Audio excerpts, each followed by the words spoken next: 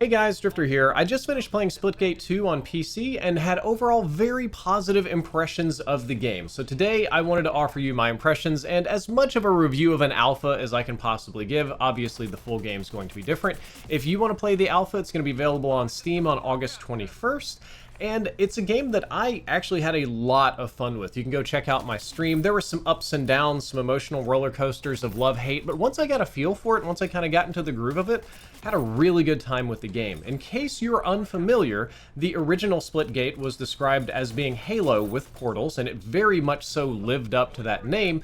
Splitgate 2 is a little different. Splitgate 2 is a little bit more like X-Defiant or maybe Overwatch with portals, and the complexity of the game has been massively increased by the addition of hero shooter abilities.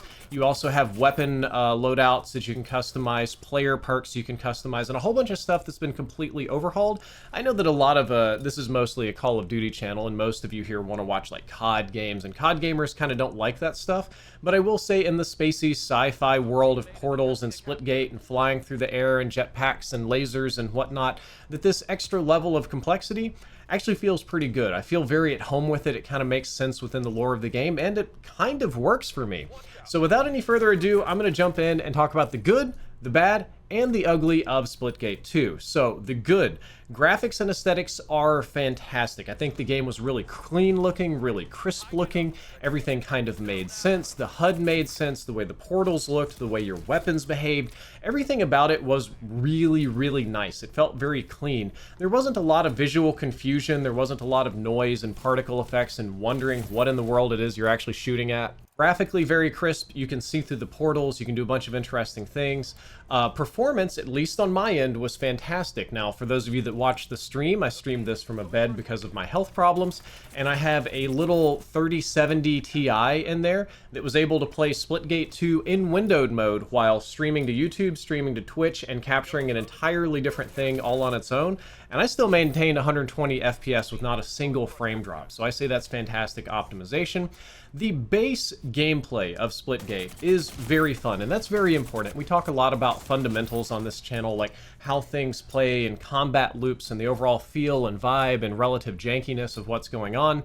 And Splitgate 2's base gameplay, very good, very crisp, very clean. They know what they want. It makes a lot of sense.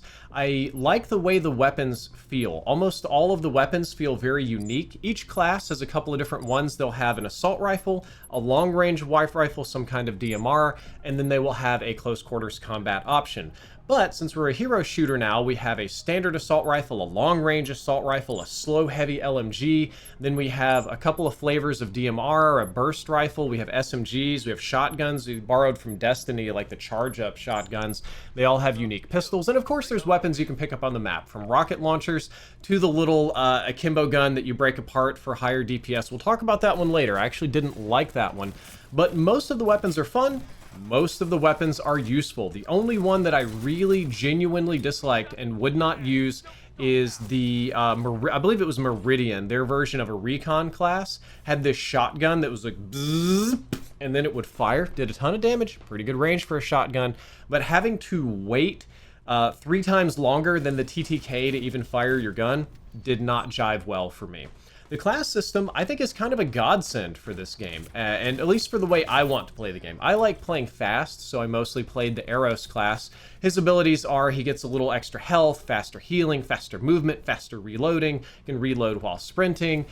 He can do like stim pack to get back into the fight. He's basically the cracked out speedy guy that zips all over the map and was by far the most fun for me to play. There's a defensive class that puts up shields and smoke grenades and a few things like that, and a recon class that can make people visible on the minimap if you shoot them, or a big kind of area of effect ping that worked pretty well once I got used to it. I didn't really know what I was doing with that class until it was way late in the game, and I was actually playing with Swifter. It was Drifter and Swifter on the same team, and I was playing recon and trying to ping everybody with this burst rifle and my ability, and it was just really fun. I kind of genuinely enjoyed it.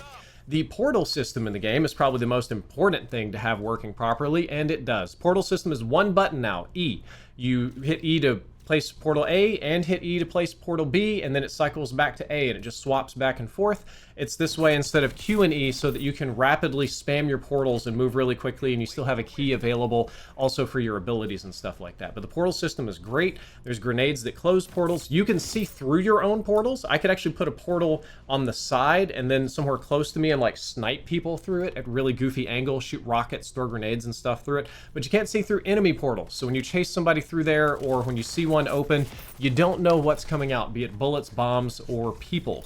But the system is really fast, really smooth, really fluid. You maintain your momentum, you maintain your orientation. Everything about it makes good sense, and it really should, because the game, that's sort of the whole point of playing this game, right?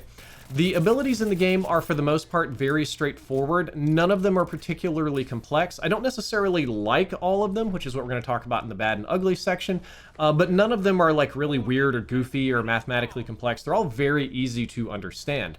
The jetpack and boosting system is minimal. You don't get a lot of flying around, or not nearly as much floatiness as the previous Splitgate, but it is essential to the way you navigate the map since you don't have mantle and climbing and stuff like that. There's a knee slide, there's jumps and things, and the core gameplay loop is a lot like, I was gonna say Halo 2, it's probably a lot like if competitive Halo Infinite had portals, would probably be the best way to say it. Like if competitive Halo Infinite, which already has abilities, also had portals.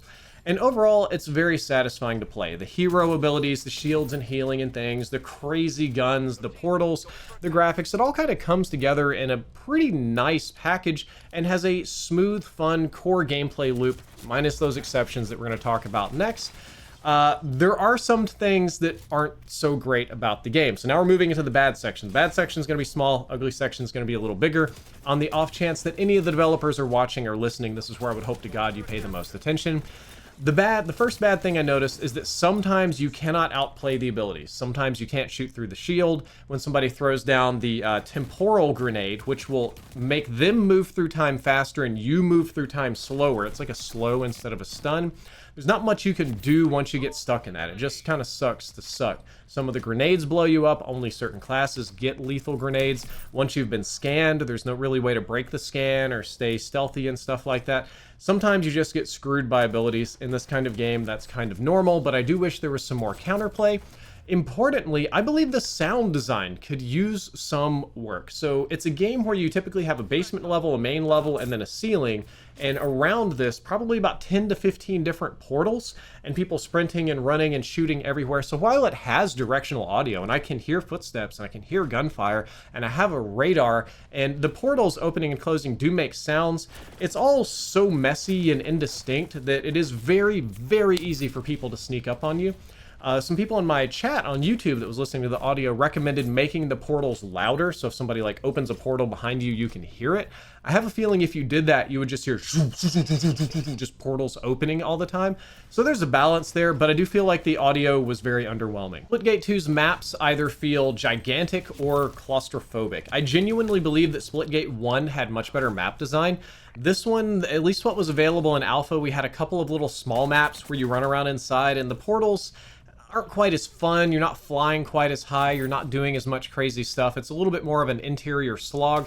You have a really big open map for DMRs and sniping and stuff, and the portals are just kind of shortcuts to get from corner to corner to pick people. And the one you see in the trailer, where the guy jumps through and like flies all the way across the arena, is like the one cool, fun, wild thing that I experienced in this that was comparable to Splitgate 1. Splitgate 1 had a whole bunch of maps. If you just jumped off the side, there'd be all sorts of random portal pads just floating in space, and you could shoot it and then shoot another one. It would fling you like 47 feet back up in the air so you could quickscope somebody. That's not really happening in this game. A lot of the big, giant jumps and 3D movement and really flashy plays aren't present. They're focusing more on fundamentals of quickly opening and closing portals and thinking kind of four-dimensionally, so to speak.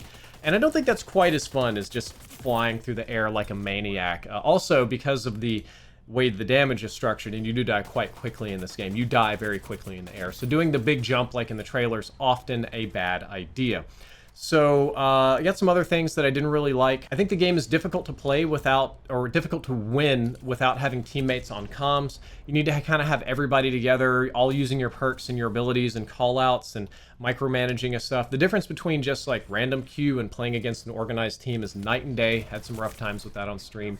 Importantly for me, and perhaps for you at home, I think it's a very difficult game to play in my bed rig. I have a very small mouse space. Mouse space is probably about 4 inches, maybe 5 inches by 5 inches over there on the side. So I have to play kind of high sensitivity, which makes it very difficult to aim at the players that are moving kind of quickly. Now I can snap to them, but it's harder to track them. I like to do big swipes with the arm and kind of low sensitivity tracking, but it's a very twitchy game. It sort of demands a higher sensitivity on the mouse. I genuinely don't know how it's going to perform on a controller, but if you're playing on controller, you're also going to want very high sensitivity.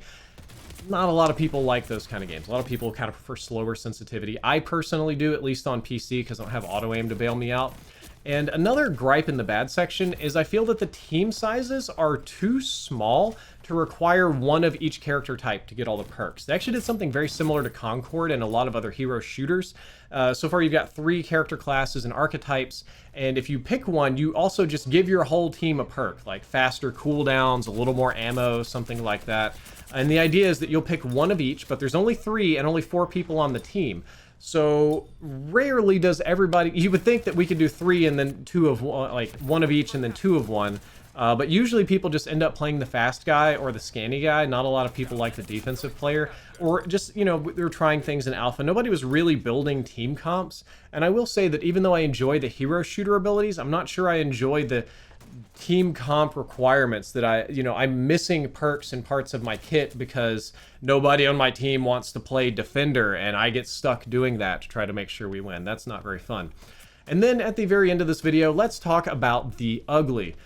The ugliest thing for me, the thing that made me the most mad, the thing that you saw me complaining about the most and acting the most childish about on stream, is that most of the abilities take too long to deploy. You've got a lot of cool abilities, but a lot of them have kind of like a wind up, a charge, a thing you got to do, and you can't shoot your gun or reload or sprint or do portals. You're just kind of fiddling with your ability or whatever. Even the grenades are a little slow sometimes. And by far the worst offender of this that you're going to run into is the shield and the Sabrask defender class. To throw down the shield, you actually cannot do that while you're airborne. You cannot deploy your shield while you're in midair or through a portal. You have to be standing feet on the ground when you hit the button, and after you hit the button, it still has a 2 to 1.5 seconds delay for him to then shoot the shield that then hits the ground that then pops up. So you can only do this ability if you're planning ahead, and it's very difficult to plan ahead when people are just portaling everywhere. It's not like the quick shield in X-Defiant. It's not like Winston's bubble or anything. It feels very, very clunky. Now that's the worst, but there are a lot of them like that. And what's weird about it is there's a lot of inconsistency in the deploy time of these abilities. Some of them you've probably seen me moving very fast and using abilities and portals and stuff like crazy. Some of them are very fast. They're guns up. You can just keep shooting and click your ability and do your thing and keep going. Those are great. Love those. I pretty much like those in every game. I hated sometimes even playing Overwatch. These things had wind-ups and animations. It would be different if they were all that way. But some of them are very quick, probably about 10 to 20%, and then probably about 90 to 80% I felt were incredibly slow and clunky, and I'm waiting on the animation and trying to figure out why it's not going to deploy. Oh, well, this only works when your feet are on the ground, or this only works in that scenario. And a little bit of that is game knowledge, but another bit of it feels like it's slowing me down and preventing me from going fast. So that is probably the #1 thing I would tell the developers. We got to work on these ability, animation, and deployment times. Some of them are way too slow, especially for a game where you die very quickly. I didn't even put this in any section. This isn't really good, bad, or ugly, but Splitgate is a game where you can die very quickly. Headshots have massive damage multipliers. If you're getting doinked by the DMRs and higher damage weapons, you can drop in milliseconds, faster than Call of Duty. So having something that has a 2 or 2.5 wind up, you could die like 5 times over before the shield or whatever comes up. Very annoying for me. I had a lot of times on stream I felt like I was fiddling with abilities instead of shooting people, and you can probably even see it in some of the gameplay here in the video. I have a similar complaint about reloading and sliding. Sprint does not cancel reload, and that ruins my Call of Duty player self. I'm just so used to that being a standard. I know other games do it differently, but that screwed me up. Reload canceling was a little tricky. Getting into the slide, you got a lot of scoot on your slide, a lot of jetpack, which I appreciate.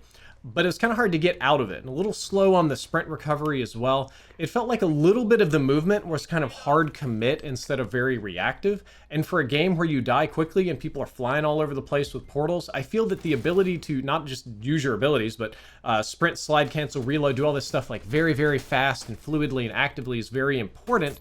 And I don't really know why we have these sort of delays and lack of sprint cancels and stuff like that. One specific complaint, and this is a me problem. The Akimbo pistol SMG weapon that you've seen in the trailer, I think I might be using that one in the thumbnail. We're kind of working on that. You've probably seen gameplay of it, where you break apart the gun into a precision pistol and an SMG.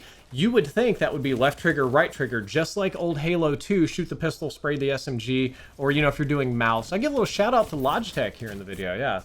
I like these super light mouse. You know, you would click left and right. It's actually your alt fire or left click breaks the gun apart, which is a 1.5 second animation, and then only the right click will fire both weapons at the same time. You can't fire the pistol independently. And I'm still in this Halo mindset, so there were so many gunfights. I got this power weapon, it's very strong, and I would like, okay, cool. I am going to just shoot the pistol. And it's like, hold up, we're disassembling the weapon, and I'm stuck there for a second or two and I die.